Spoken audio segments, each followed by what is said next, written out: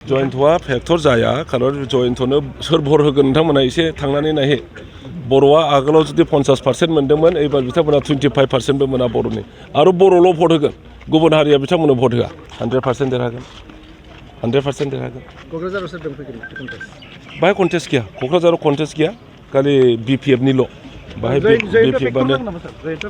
जयन्तआ factor जाया कारण जयन्तनो सोर भर होगोन नोंथांमोना एसे थांनानै नायहै बर'आ आगोलाव जुदि 50% मोनदोंमोन एबार बिथांमोना 25%बो मोना बर'नि आरो बर'ल' भट होगोन गुबुन हारिया बिथांमोननो भट होआ दरं उदालगुरि समस्तिनि थाखाय आरो बे इलेक्सनाव जों देरहाखागोन बेखौ बयबो उदालगुरि जिल्ला आरो मंगलदै जिल्ला बेनि मानसिफ्रा गासैबो बुंजोबगासिनो दङ खारन जोंनि बिपिएफनो गासैबो जाथि गस्थिनि धर्मालम्बीनि मानसिफ्रा भट होगोन कन्टेस्टआ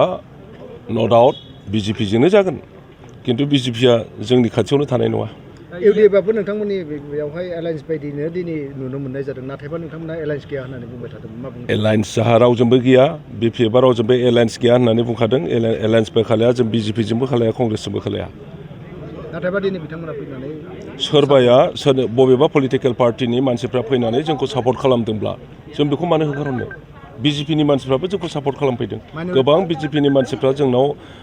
माबा खालामदों हाबदों आरो बिथांमोनहाबो दिनै नमिनेसनाव फैदों होमबा बेखौ मा बुंनो माइन'रिटिनि भटआ हाबगोन ना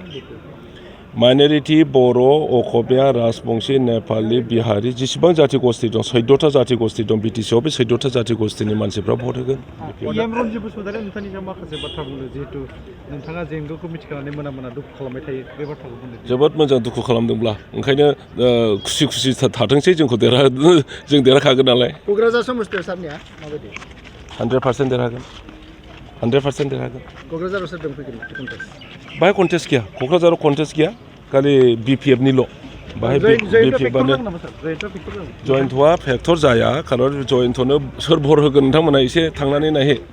बर'आ आगोलाव जुदि 50% मोनदोंमोन एबार बिथांमोना 25%बो मोना बर'नि आरो बर'ल' भट होगोन गुबुन हारिया बिथांमोननो भट होआ